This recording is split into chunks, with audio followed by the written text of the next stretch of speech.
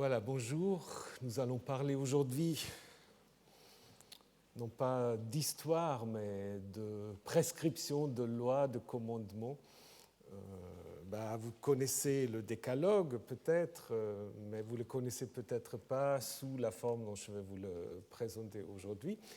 Nous avons déjà vu la semaine dernière qu'il y a deux versions en fait, du décalogue. C'est déjà quelque chose qui mérite explication, donc qui sont plus ou moins parallèles, mais qui ont quand même aussi des spécificités, notamment en ce qui concerne l'explication du commandement du sabbat, qui est très différent en Exode 20 et en Deutéronome 5, alors qu'en Exode 20, on renvoie à la création.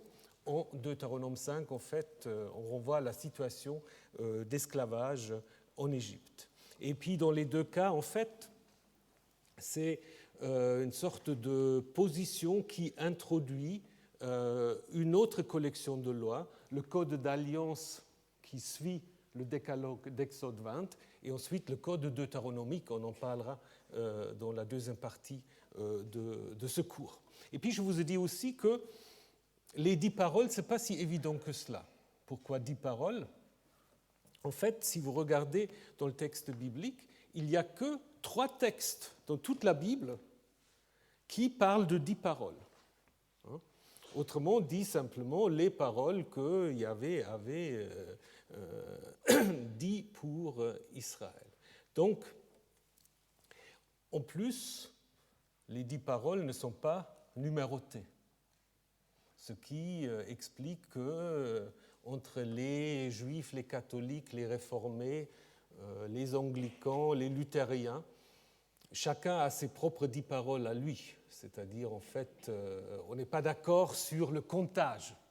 On n'est pas d'accord sur le comptage, donc ça veut dire que c'est probablement une invention après coup, donc qu'au moment où on met par écrit, c'est ce qu'on appelle aujourd'hui le commandement ou le décalogue, on n'avait peut-être pas encore l'idée qu'il s'agit de 10. Le 10, probablement, c'est venu pour des raisons mnémotechniques, les 10 doigts qui permettent facilement à apprendre par cœur. Donc c'est un moment où on voulait, apparemment, qu'on apprenait par cœur ce texte. Et ce qui est intéressant, si vous regardez ces 3 textes dont je viens vous parler, qui parlent des 10 paroles, vous avez à côté des 10 paroles encore une autre idée, à savoir que ces 10 paroles sont écrites sur 2 tables. Bon, si vous prenez une tablette assez grande, vous pouvez faire tenir les 10 paroles sur une seule table. Ou alors, Yahvé sait mal écrire et écrit de manière un peu grande, quoi. Donc ça veut dire, en fait, que cette idée des 2 tables qui donne après cette idée qu'il y a 2 parties du décalogue, ça on le trouve déjà chez Philon qui dit, voilà, la première partie c'est la partie qui concerne les lois se référant à Yahvé, et la deuxième partie, les lois qui se réfèrent seulement à des comportements entre les hommes. Donc on pense que ça vient des 2 tables.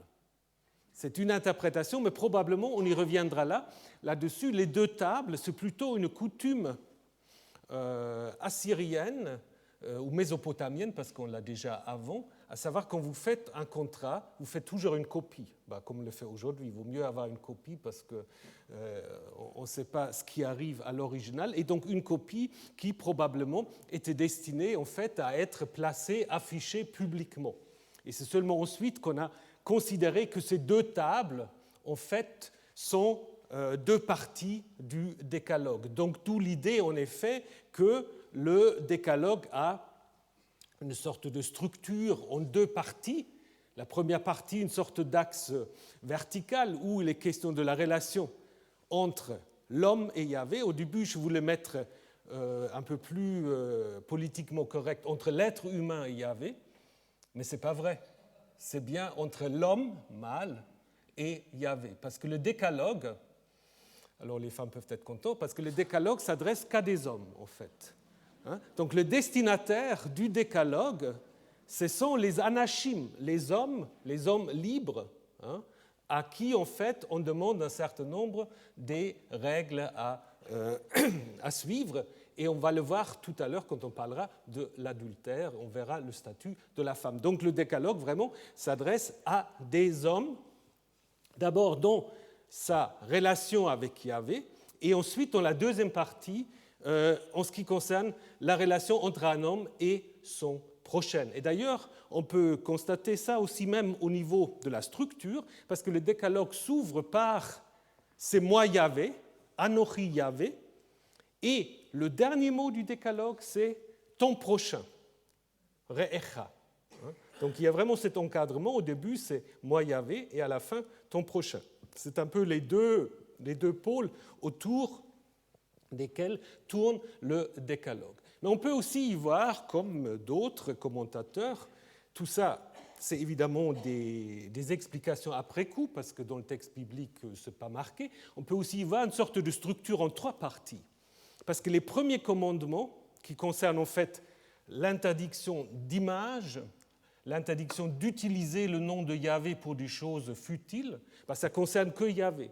Et ensuite, vous avez au milieu des commandements comme le Shabbat et la vénération des parents, où il est à la fois question de Yahvé et des êtres humains, qui sont dans une relation hiérarchique avec le destinataire, soit ce sont les parents, ou soit ce sont les esclaves, les servants, etc. Et finalement, troisième partie, les comportements à l'égard du prochain. Et finalement, le décalogue construit aussi une opposition temporelle. Il commence par « c'est moi Yahvé qui t'ai fait sortir », donc rappel du passé, qui t'ai fait sortir d'Égypte, et ensuite, les actions ou les comportements qui sont demandés, c'est des comportements qui concernent le présent, voire l'avenir. Donc c'est une sorte de contrat. Le décalogue, c'est un contrat entre Yahvé et les hommes mâles de Juda ou d'Israël. Maintenant, d'où est-ce qu'il vient le décalogue ? Qui a écrit le décalogue ? Dans la Bible, c'est Yahvé qui l'a écrit. Si on pose une question un peu plus historique, on peut dire que très souvent, on a pensé que le décalogue était un des textes les plus anciens de la Bible. Jusqu'au milieu des années 1950-60, c'est une théorie qu'on pouvait trouver très très souvent, où on a pensé qu'à l'origine, en fait, le décalogue, c'est une sorte de série de courts commandements très brefs, apodictiques, donc du style « tu ne prosterneras pas devant un Dieu, tu te prosterneras pas devant un Dieu étranger, tu ne feras pas d'image, tu n'élèveras pas mon nom pour la futilité, tu profaneras pas mes sabbats, etc. » Et ensuite, et ça c'est la question qui rend cette théorie déjà un peu caduque, la question c'est, si on avait une magnifique liste comme ça, pourquoi après est-ce qu'on l'aura trafiqué de sorte que maintenant on a des choses quand même très différentes dans la première partie et ces commandements très courts dans la deuxième. Donc je pense qu'on ne peut pas reconstruire un décalogue primitif, surtout un décalogue 10. Par contre, ce qu'on peut dire, il existe certainement des précurseurs à partir desquels on a construit le décalogue. Par exemple, si vous prenez un texte comme Jérémie 7, là c'est un discours que le prophète tient au temple où en fait, il accuse son auditoire de penser une fois ils sont dans le temple, tout va bien, alors qu'ils commettent toutes sortes d'actes qui sont bannis par Yahvé. Et justement, la question que le prophète pose, est-ce que vous pouvez venir ici dans le temple et après voler, commettre des meurtres, commettre l'adultère, faire des faux sermons, suivre d'autres dieux ? Donc là, vous avez déjà un certain nombre de comportements critiqués qu'on va retrouver dans le décalogue. Ou encore, dans le livre d'Osée, pareil, où il accuse en fait c'est destinateur d'un comportement qui n'est pas loyal par rapport à Yahvé. Il n'y a ni loyauté, ni fidélité, ni connaissance de Dieu dans le pays. Par contre, il y a meurtre, vol, adultère. De nouveau, une liste en fait des choses qui sont interdites. Et d'une certaine manière, c'est à partir de cela que se construit le décalogue, parce que des catalogues énumérant des choses à faire ou à ne pas faire, c'est presque un moyen pédagogique universel.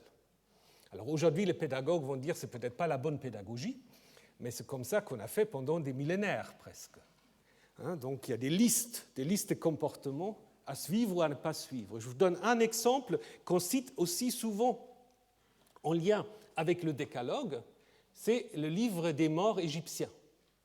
Les livres des morts égyptiens, notamment au chapitre 125, vous avez un grand texte qu'on appelle la confession négative. Qu'est-ce que c'est ? C'est le mort qui est amené dans la salle des deux Ma'at, des deux garants de l'ordre de la société et du monde. Donc c'est en fait le tribunal d'Osiris. Et là, en fait, il y a toute une liste que le mort doit réciter pour justement être considéré après comme ayant en fait passé l'examen. Et dans cette longue liste, je vous ai mis quelques extraits qui peuvent tout à fait se comparer au décalogue. Par exemple, je n'ai pas blasphémé Dieu, tu n'utiliseras pas le nom de Yahvé. Je n'ai pas tué à plusieurs reprises, tu ne commettras pas de meurtre. Je n'ai pas volé les galettes, je n'ai pas brigandé, je n'ai pas volé les biens d'un dieu, etc. Donc tu ne voleras pas. Je n'ai pas été cupide, tu ne convoiteras pas. Je n'ai pas dit des mensonges, tu ne seras pas un faux témoin. Et je n'ai pas couché avec une femme mariée. Tu ne commettras pas d'adultère. Et ça, c'est intéressant pour le Nouveau Testament. Donc il y a aussi une affirmation positive. J'ai donné du pain à l'affamé, de l'eau à l'assoiffé, des vêtements à celui qui est nu. Et cela, évidemment, vous rappelle, si vous connaissez le Nouveau Testament, le scène du tribunal aussi. Ça, c'est le jugement dernier, en Matthieu 25.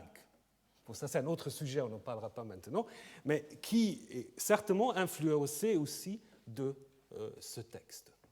Donc, sans l'Égypte, il n'y aura pas de Bible, comme sans la Syrie, il n'y aura pas de Bible.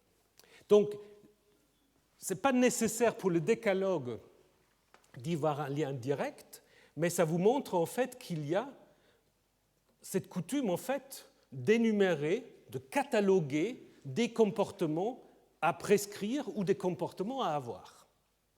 Et le décalogue, c'est ça.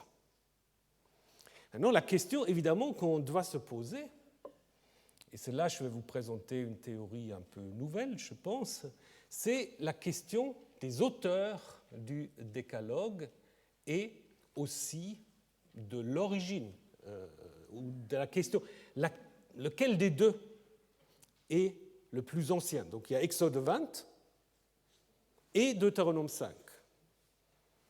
Je ne sais pas si vous avez lu les deux, sans ça faites-le. Alors lequel des deux est le plus ancien ?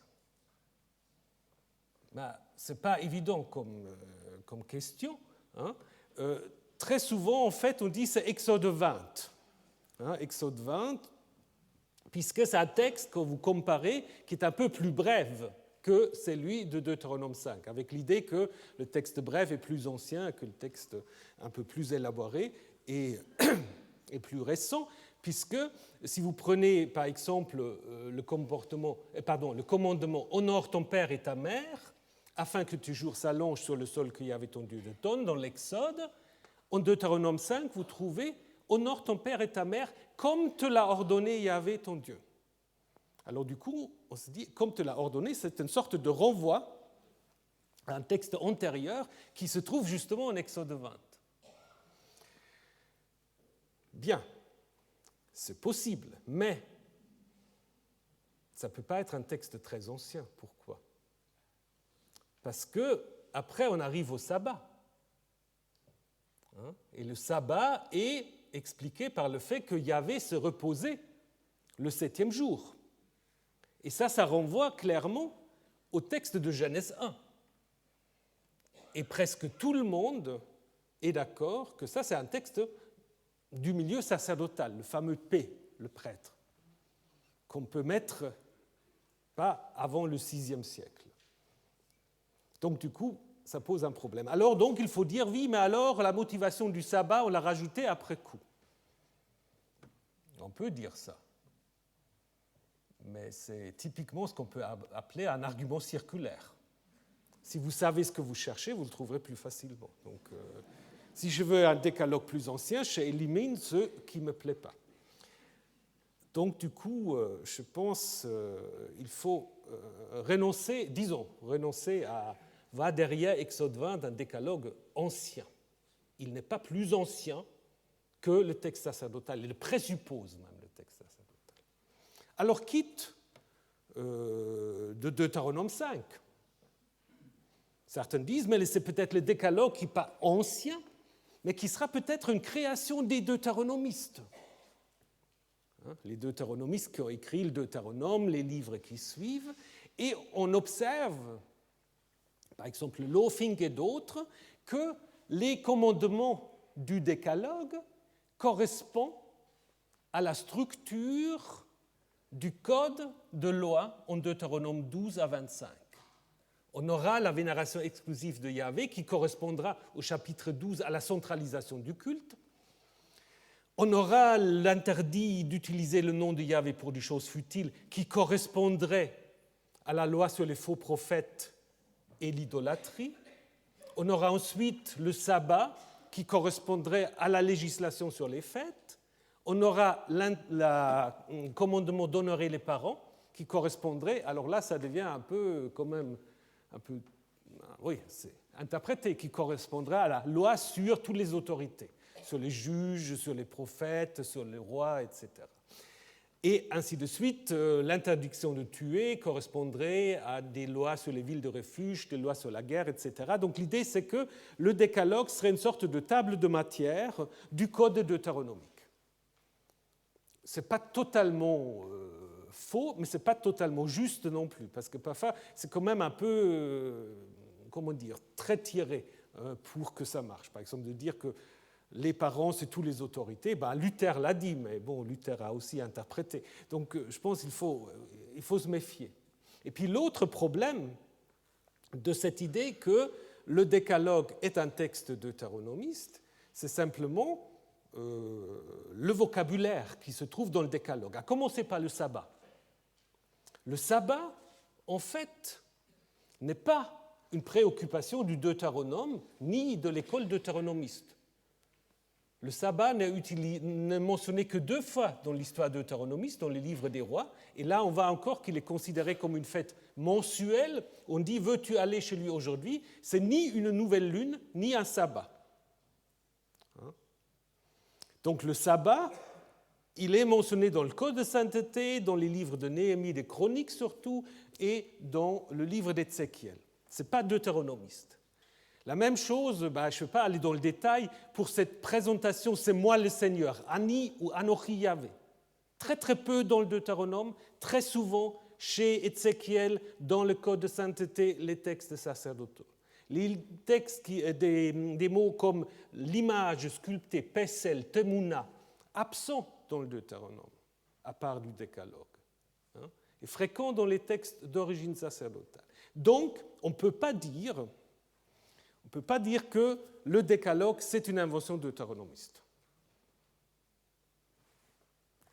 Donc, si c'est ni sacerdotal ni deutéronomiste, et si on ne sait pas lequel est le plus âgé, le plus ancien, le plus vieux, je vais vous proposer une autre théorie. Je vais vous dire que les 2 décalogues sont l'œuvre du même auteur. Oui, pourquoi ? Vous allez le voir. C'est l'œuvre du même auteur qui les a insérés dans les 2 endroits où ils se trouvent. Pourquoi ? Pour renforcer la cohérence du Pentateuque. Vous savez, le Pentateuque, il se compose des codes différents, des lois différentes. Au début, où on a mis ça par écrit, il n'y avait pas de problème. Mais au moment où on devait mettre tout cela dans un seul ensemble qui devient la Torah, il faut quand même essayer de montrer que toute cette diversité qu'on a à l'intérieur de ce texte, il y a diversité, mais en même temps, il y a cohérence.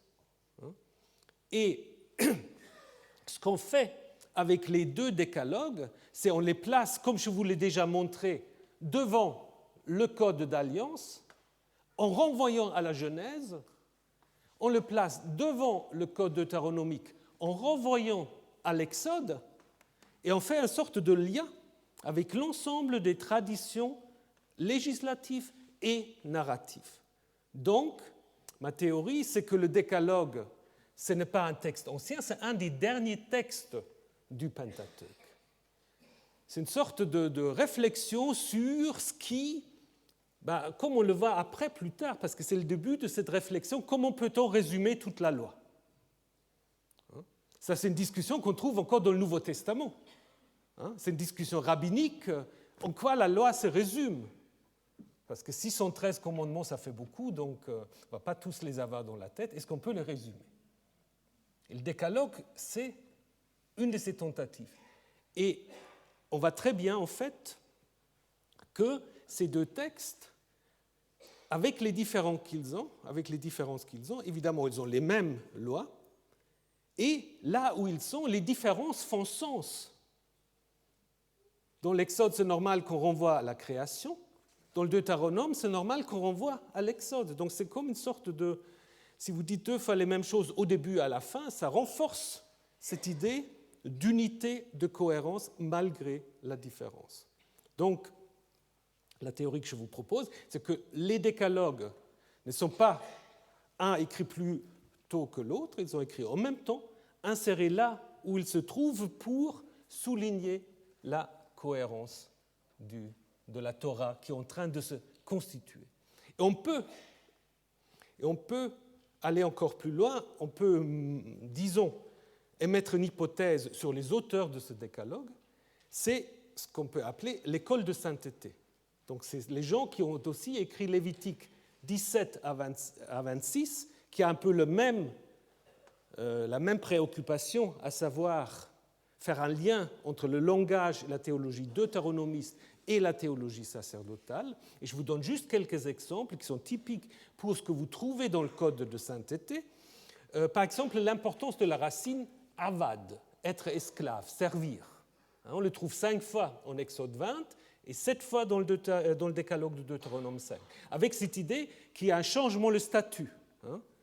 Les Israélites étaient esclaves en Égypte, Yahvé les a fait sortir d'Égypte et ils sont devenus esclaves de Yahvé ou serviteurs de Yahvé. Donc il y a un changement de statut. Et ça, c'est typiquement ce que dit le décalogue. Je vous ai fait sortir d'Égypte, maintenant c'est à moi que vous devez allégeance. Et c'est exactement ce qu'on trouve dans le code de sainteté. Car pour moi, les fils d'Israël sont des serviteurs, sont des esclaves, avadim. Ils sont des esclaves que j'ai fait sortir du pays d'Égypte, c'est moi le Seigneur. C'est exactement ce que vous avez au début du décalogue. Donc, le décalogue qui demande une loyauté vis-à-vis du Yahvé et vis-à-vis du prochain, c'est la même préoccupation que vous avez dans le code de sainteté. Je vais vous montrer encore un autre texte que vous connaissez peut-être, puisqu'il se termine par ce fameux commandement de l'amour du prochain, qui n'est pas une invention du Nouveau Testament, comme on le pense parfois, non, qui se trouve en Lévitique 19, mais justement, et c'est ça qui est magnifique, justement là, où on a beaucoup d'allusions au décalogue.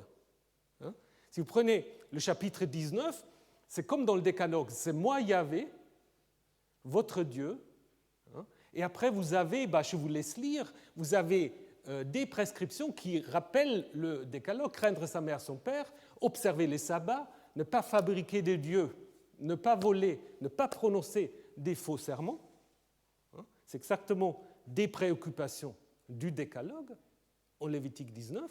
Et tout à la fin, c'est ainsi que tu aimeras ton prochain comme toi-même.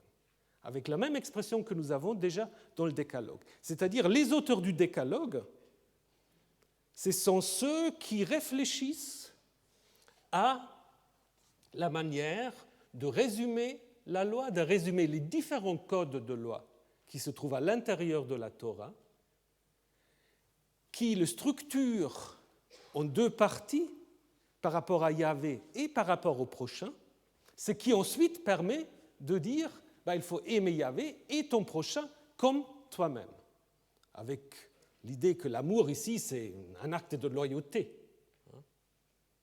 Mais donc, si vous voulez, dans le Nouveau Testament, Jésus n'a rien inventé, tout cela se trouve déjà dans le décalogue d'une certaine manière, puisque vous avez les deux parties, respect vis-à-vis de Yahvé et respect vis-à-vis du prochain, et qui est ensuite encore détaillé ici en Lévitique 19. Donc ça veut dire que les décalogues, les deux décalogues, sont une création de l'époque perse au moment où se constitue la Torah, et ils font partie de ce qu'on peut appeler le mortier de la Torah, c'est-à-dire ce qui fait l'unité dans la diversité. Une quête que le judaïsme va poursuivre et qui va en effet se baser surtout sur des textes comme le Décalogue ou un texte comme Lévitique 19. Regardons vite les commandements, vous voyez, comme on peut dire, c'est une sorte de condensé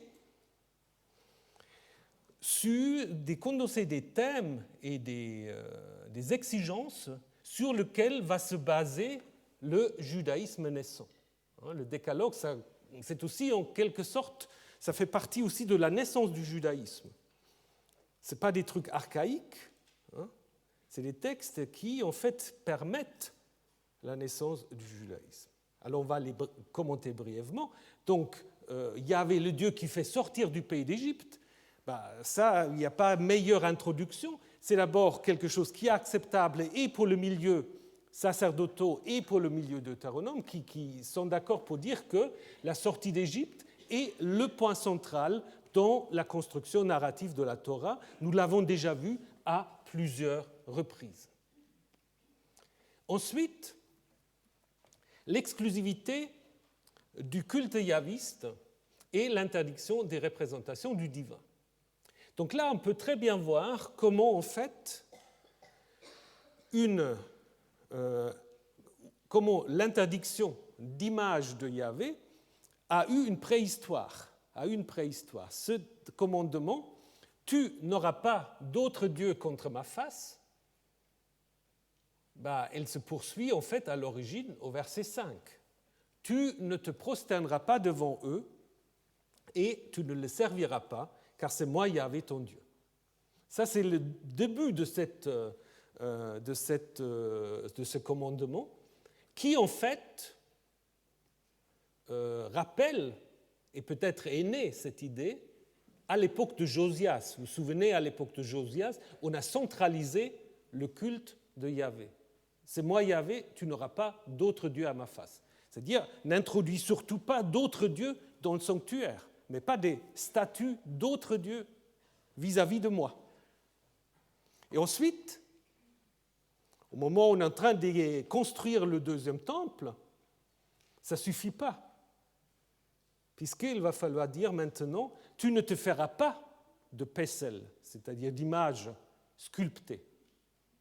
Nous avons vu dans des cours précédents que dans le premier temple, il y avait une image de Yahvé, alors que dans le deuxième temple, justement, c'est pour cela ce commandement va se poursuivre ainsi, tu ne feras pas d'image sculptée, donc Yahvé, il faut le vénérer de manière exclusive, mais il faut aussi le vénérer sans statut.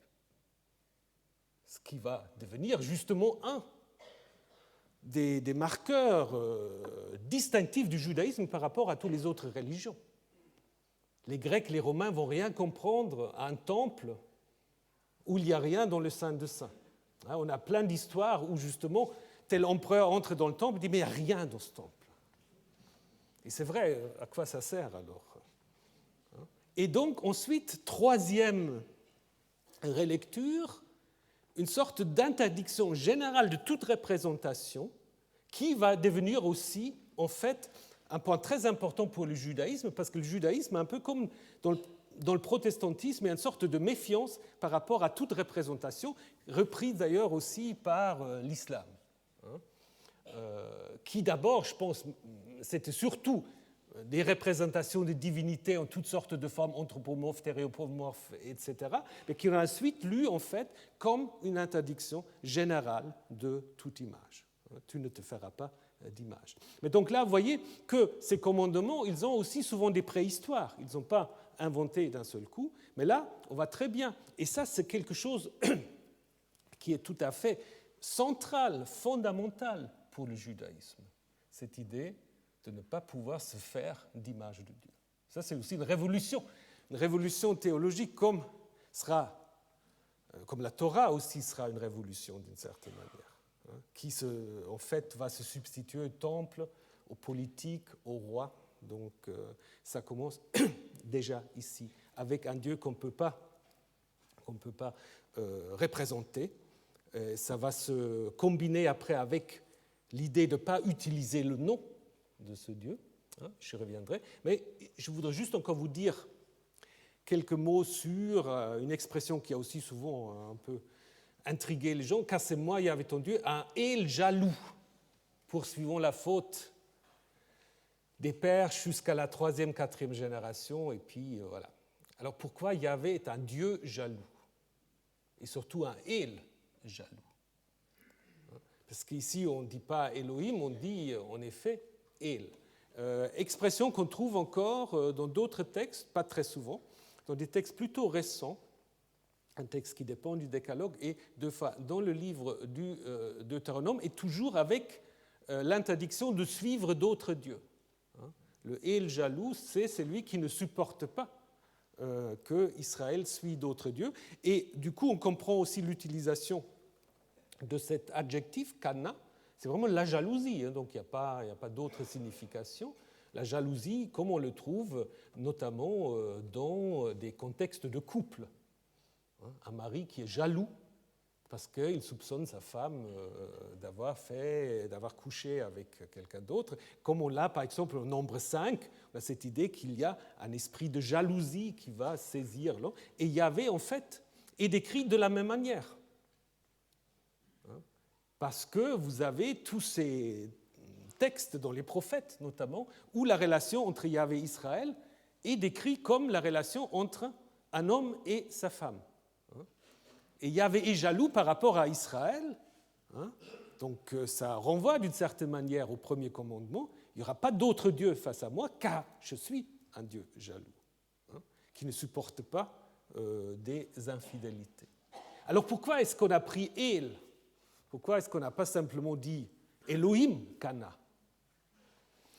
El, vous vous souvenez, El, à l'origine, c'est en fait le dieu chef des panthéons cananéens, un peu le Zeus des Phéniciens, Ougarites, etc. Et après, ça devient, comme Zeus devient Deus, El, ça devient aussi simplement Dieu. Alors, soit on dit que El est déjà devenu une sorte de nom générique, où il y a peut-être derrière encore certains jeux de mots, parce que le El de Ougarit, il est souvent aussi appelé le El Koné, le El créateur, le El créateur du ciel et de la terre. Et Koné, ou peut-être Kanu, parce qu'on ne sait pas comment l'ougaritique s'est prononcé, El Kanu, c'est un peu comme El Kana. Donc peut-être en effet, on reprend un titre ancien. On l'a vu aussi avec le El Rophé, le El guérisseur en Exode 15. Ici, nous avons peut-être quelque chose de comparable avec une allusion à un autre titre, un ancien titre de El, qui est redéfini. Le El créateur devient le El jaloux par rapport à l'exigence d'être vénéré d'une manière exclusive. Et donc, en même temps, il y a une sorte de rhétorique qui oppose ceux qui haïssent et ceux qui aiment, donc ce Dieu, qui rappelle également le contexte du mariage, parce que dans les textes qui parlent du divorce, on dit si un homme haït sa femme, mais haïr, ce n'est même pas tellement un terme sentimental, c'est simplement s'il trouve que la femme, elle ne fait plus l'affaire, si ça ne va pas. Et puis voilà. Donc, mais c'est cette opposition en fait d'une relation et puis d'une relation dont on se lasse d'une certaine manière. Donc ça rappelle de nouveau ce contexte, soit du mariage, ou aussi, et les deux choses sont souvent un peu liées, des traités de vassalité. Parce que là, vous avez la même terminologie, aimer pour être loyal au grand roi, haïr pour justement se détourner du grand roi. Donc, le fait que Yahvé est caractérisé comme El Jaloux ici, c'est tout à fait, disons, logique par rapport à l'exigence du premier commandement. Maintenant, cette théologie du nom de Yahvé. Tu n'utiliseras pas le nom de Yahvé pour des choses futiles, vaines, etc. D'abord, il faut mentionner qu'on parle du nom de Yahvé. Le nom, ça va devenir quelque chose qui va se substituer en fait à Yahvé. Parce que dans les textes anciens, c'est Yahvé qui habite dans le sanctuaire. Et puis dans le texte comme Deutéronome 12, comme 1 Roi 8, lorsque Salomon inaugure le temple, il va dire non, Yahvé, il habite au ciel, c'est son nom, en fait, qui est présent dans le sanctuaire. Donc il y a déjà une sorte de mouvement vers une certaine transcendance, c'est peut-être pas tout à fait le terme, mais de dire dans le temple, ce n'est pas Yahvé, c'est son nom qu'il faut invoquer. Mais du coup, il y a sans doute aussi eu des spéculations autour du nom. Nous savons qu'il y a eu des textes magiques où, en invoquant le nom de Yahou 3, 4 fois, ou même 10 fois Yahou, on pense que voilà, on peut manipuler et obtenir des choses. Peut-être, et ça c'est une interprétation, peut-être c'est justement contre des telles utilisations qu'on veut mettre en garde dans ce commandement. Mais il y a peut-être aussi de manière plus générale déjà une sorte de préparation de ce tabou qui devient aussi fondamental après pour le judaïsme, de ne pas prononcer le nom de Yahvé. Le nom de Yahvé, il ne faut pas l'utiliser à la légère, et ensuite il n'y a qu'un pas pour dire qu'il ne faut pas le prononcer du tout. Ce qui est tout à fait compréhensible au moment où vous passez vers le monothéisme, votre Dieu qui a un nom propre, qui le distingue des autres dieux, ce nom propre, il n'a plus besoin d'être d'une certaine manière. Et il faut justement se défaire de cette idée, c'est en connaissant le nom de quelqu'un, on peut l'utiliser, on peut l'appeler, on peut le mettre à son service, et c'est ainsi que ce commandement du nom qu'il ne faut pas utiliser à la légère donne aussi l'origine, le fondement théologique à l'interdiction même de prononcer le nom divin. Donc vous voyez, ce que je vous disais au début, ça se confirme un peu, à savoir que tous ces commandements, au moins dans la première partie, sont des commandements fondamentaux qui vont caractériser le judaïsme tel qu'il va se mettre en place durant l'époque perse et après, à l'époque hellénistique. Le sabbat, on a déjà parlé du sabbat, donc je ne veux pas aller dans le détail, mais qui devient en effet également fondamental. Nous avons vu déjà que l'idée du sabbat comme étant le 7e jour est une invention dès l'époque perse. Avant le sabbat, c'est une fête mensuelle, la nouvelle ou la pleine lune, selon.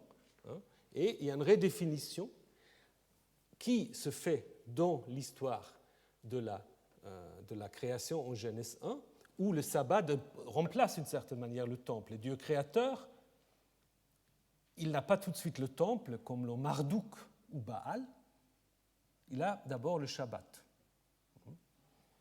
Et le fait que le décalogue explique de deux manières différentes le Shabbat, soit en renvoyant à la Genèse, soit en renvoyant à la situation en Égypte, montre bien qu'il y a quelque chose de nouveau ici qu'il faut expliquer.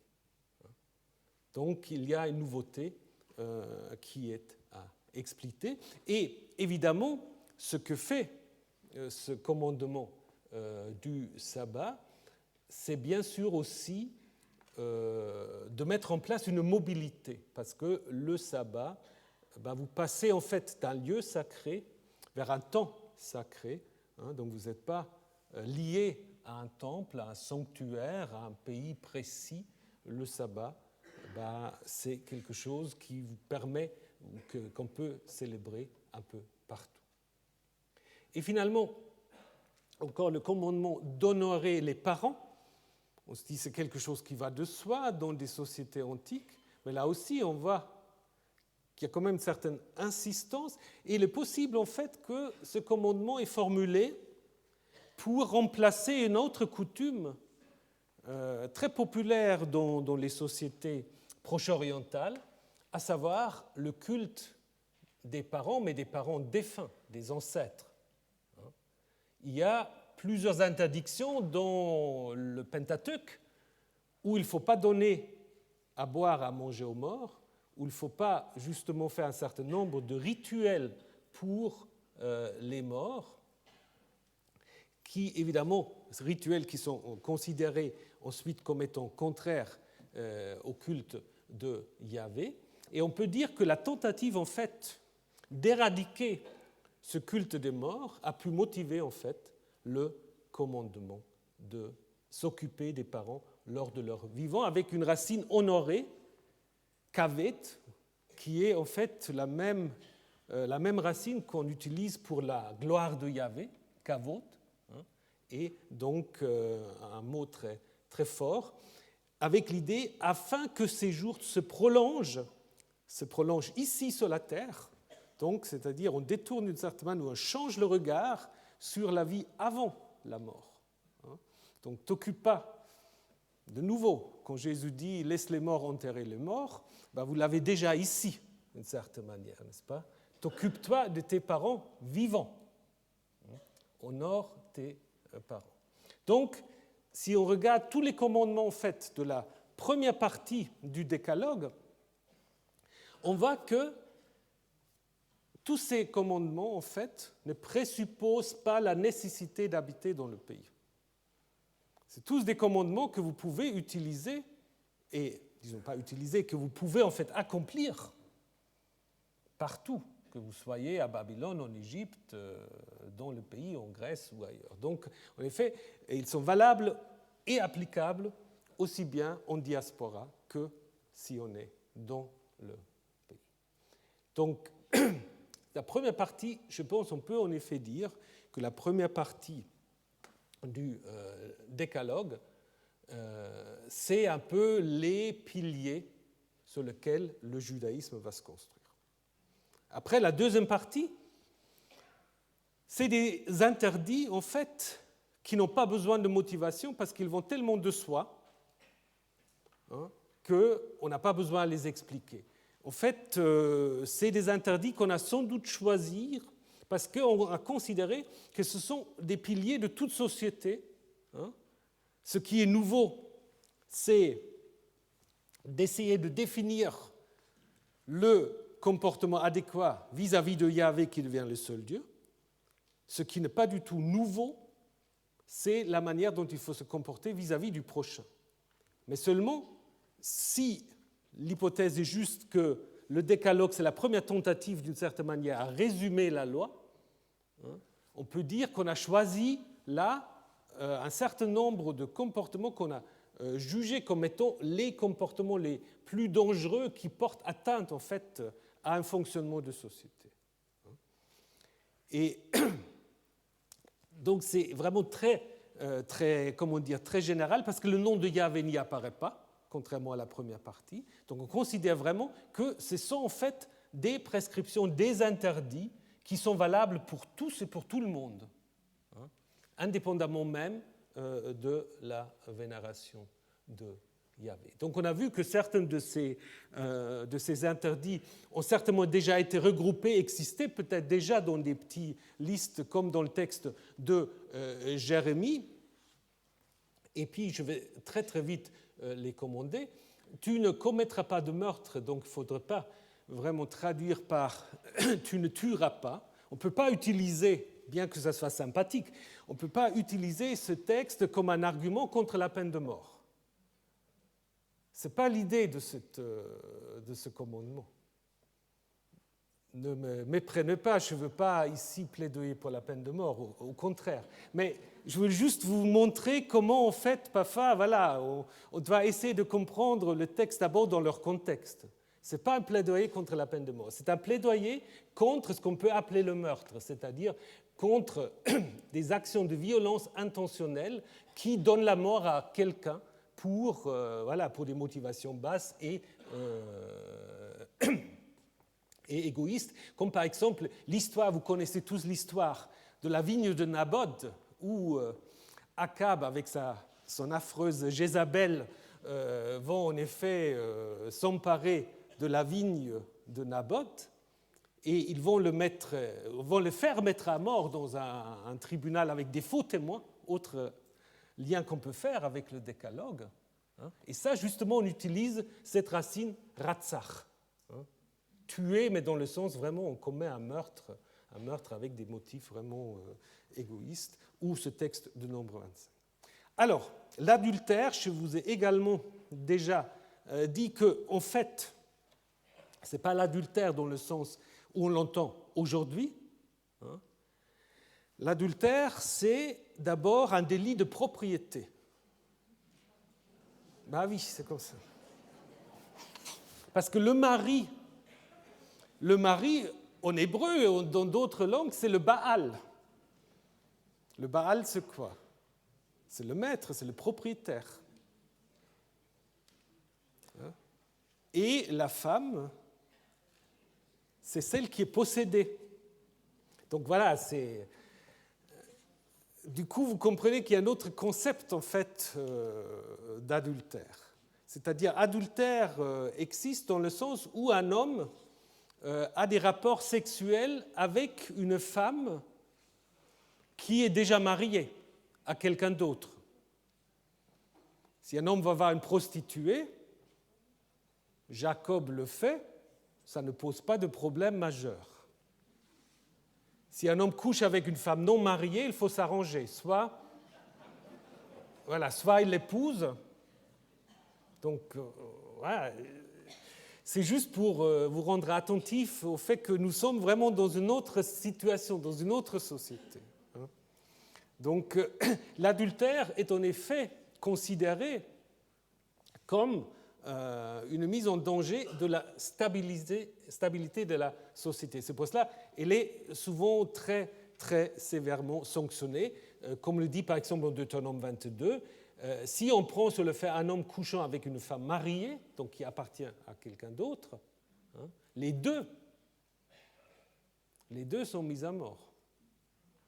Alors, est-ce que ça s'est vraiment fait comme ça? C'est un autre débat qu'on peut avoir, mais c'est beaucoup plus radical que, par exemple, le Code d'Hammurabi. Le Code d'Hammurabi dit, bon, alors je ne sais pas comment ils peuvent survivre, mais on dit, les deux, on va les ligoter, on va les jeter à l'eau, mais si après, le mari a pitié de sa femme, et dit, il faut la retirer, alors on l'a fait, et même l'homme est gracié par le roi. Donc là, il n'y a pas vraiment de progrès dans le texte biblique. Bon, alors, donc, je me résume, l'adultère, je ne vais pas parler maintenant de soupçon d'adultère, mais cette peur, en fait, d'être victime de l'adultère s'explique aussi, peut-être même en premier lieu, d'une certaine manière, par l'importance de la descendance. Voilà. Il faut être sûr que votre femme, quand elle accouche, que l'enfant qu'elle accouche, que c'est le vôtre. Il n'y a pas encore les tests de paternité. Donc c'est pour cela que ça devient quelque chose de très, très obsessionnel même dans les textes de loi. Et c'est peut-être pour cela que le judaïsme, après, a trouvé, en effet, la réponse. Elle dit, peu importe l'homme, c'est la femme. Donc on est juif, quand on a une maman juive, ça suffit. Et ça, je crois, c'est la bonne réponse, justement, à ces angoisses-là. Donc on contourne, en fait, ce que dit le commandement sur l'adultère. Bon, tu ne voleras pas, il n'y a pas besoin d'en parler. Parfois on dit, bon, Parfois on dit c'est simplement le rapt, mais pas seulement. Il y a un texte en effet qu'on utilise toujours qui en fait volanum, c'est le même racine ganav, hein. Donc ça on dit à l'origine c'est que cela, mais il y a d'autres textes du vol, donc ce n'est pas du tout limité au rapt. Évidemment ça c'est une atteinte à la propriété d'autrui. Et ensuite, très important évidemment aussi, le faux témoignage dans les tribunaux.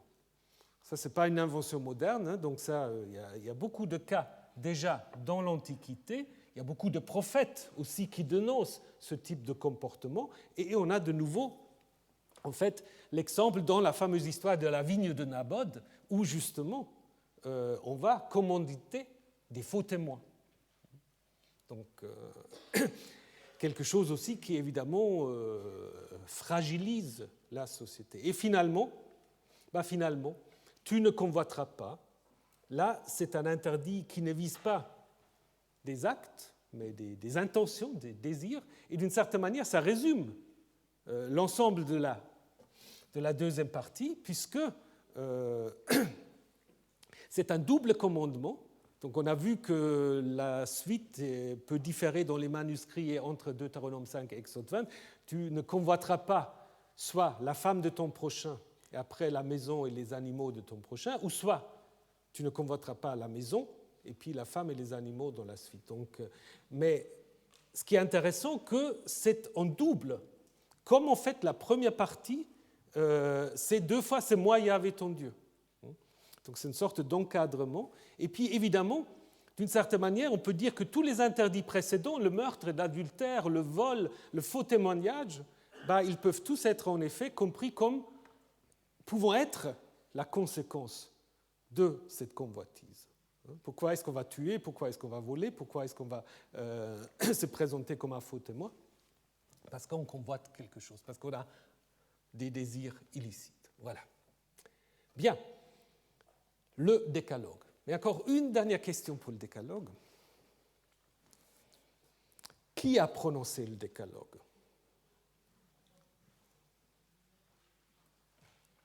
Yahvé ou Moïse? Si vous prenez les textes, au début, on a l'impression, en effet, que c'est Yahvé. Hein? Parce qu'en Exode 20, donc, Yahvé dit, et après, seulement après qu'il a dit, le peuple dit, nous ne pouvons plus supporter cette proximité, Moïse devient notre intermédiaire. Et dans Deutéronome 5, on dit également, Yahvé a parlé avec vous face à face sur la montagne du milieu du feu. Et à partir de cela, on a, surtout les théologiens, déjà les anciens, Philon d'Alexandrie, les rabbins, les chrétiens, on a toujours dit, voilà, le décalogue a un statut de loi immuable, mais si vous vous souvenez de ce que je viens de vous dire, ce n'est pas tellement immuable, mais enfin, bon, on a toujours dit, voilà, c'est un statut immuable, contrairement à toutes les autres lois, hein, qu'on peut discuter, réinterpréter. Parce que, argument, ça a été dit directement par Yahvé aux oreilles du peuple. Donc on a en effet décrété que le décalogue aura un statut supérieur aux autres lois. Alors, je ne sais pas ce que vous en pensez. Le problème, c'est déjà que c'est compliqué dans le Pentateuque même. Parce que ce n'est pas si clair que ça, que c'est vraiment Yahvé qui a prononcé le décalogue. Je vais vous le montrer. Si vous prenez Deutéronome 5, dans sa version première, on peut en effet dire « Yahvé a parlé avec vous face à face sur la montagne et du milieu du feu pour dire « les morts », ça introduit le discours, « c'est moi Yahvé, ton Dieu, qui t'a fait sortir du pays d'Égypte, etc. » Mais si vous regardez bien, là, j'ai enlevé un verset. Si vous le rajoutez, ça donne « Yahvé a parlé avec vous face à face sur la montagne, du milieu du feu, et moi, donc Moïse, et moi je me tenais alors entre Yahvé et vous, pour vous communiquer la parole de Yahvé. car devant le feu, vous avez peur. Et pour dire. Donc, avec ce verset, qui se trouve dans la Bible, avec ce verset-là, le décalogue ne vient plus de Yahvé directement. Il passe déjà par la médiation de Moïse. Donc ça veut dire qu'il y a eu une révision de ce texte pour dire, attention, le décalogue aussi a passé par la médiation mosaïque. Et en Exode 20, c'est un peu la même chose. Je ne sais pas si vous vous souvenez, on a vu le chapitre 19 qui décrit la théophanie du Sinaï. Et si vous vous souvenez, le chapitre 19 se termine avec un verset qui semble totalement incomplet. Parce que le dernier verset du chapitre 25, du chapitre 19, le verset 25, dit simplement « Moïse parla au peuple, il leur dit ». Bayomer Aleh. Qu'est-ce qu'il leur dit? Alors, si vous prenez 19-25 comme introduction au chapitre suivant,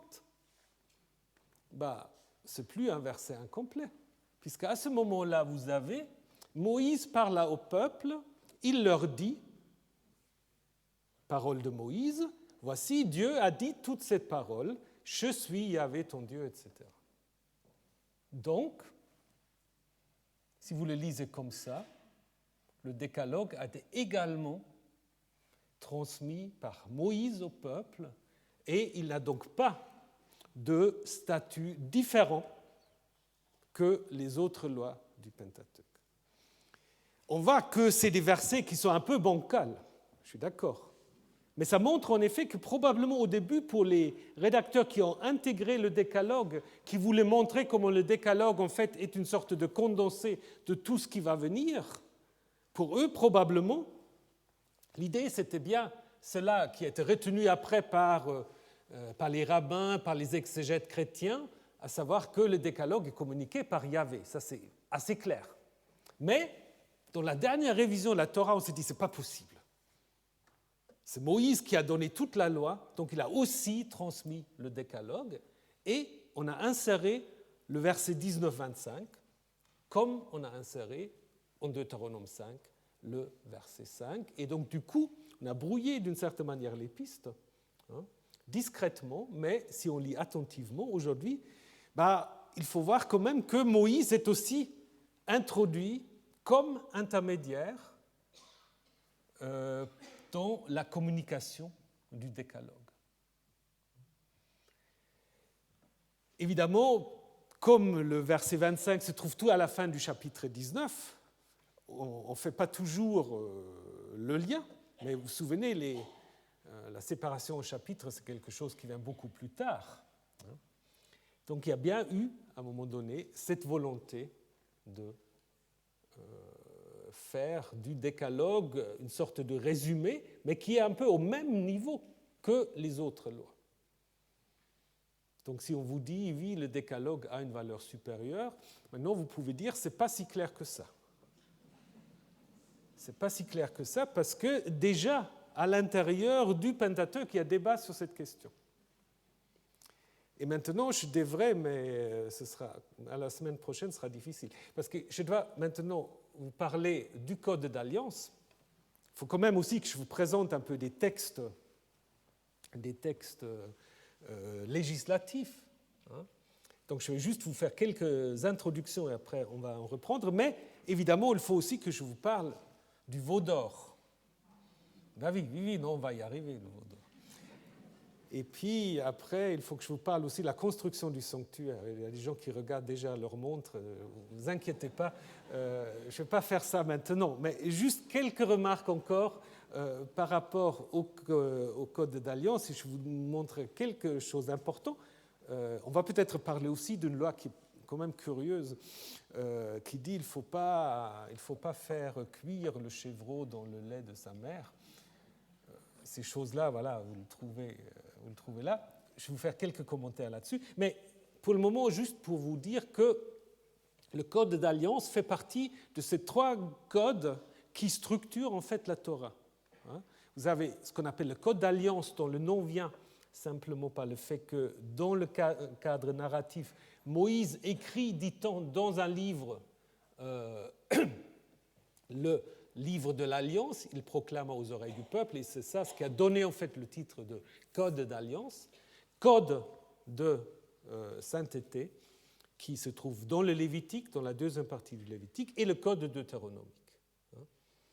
Donc, en fait, ces 3 lois, qui ne sont pas toujours d'accord entre eux, sont des prescriptions différentes. En ce qui concerne le code d'alliance, il est communiqué en fait à Moïse par Yahvé dans la nuée. Donc ça, c'est vraiment intégré dans le contexte narratif, à savoir qu'après la communication du décalogue, Moïse monte à Yahvé. Yahvé dit à Moïse, tu parleras ainsi aux fils d'Israël, vous avez vu que c'est du haut du ciel que je vous ai parlé, et hop, commence en fait le code d'alliance. C'est un peu bizarre parce qu'il commence un peu sans une vraie introduction. Il commence par « Vous ne me traiterez pas comme un dieu en argent ou en or ». Mais là, ça vous rappelle déjà quelque chose. Ça prépare le veau d'or. Donc vous voyez que le code d'alliance, ce n'est pas simplement un code qui serait totalement indépendant de son contexte narratif. Le premier commandement, c'est le commandement qui va être justement transgressé dans le récit du veau d'or.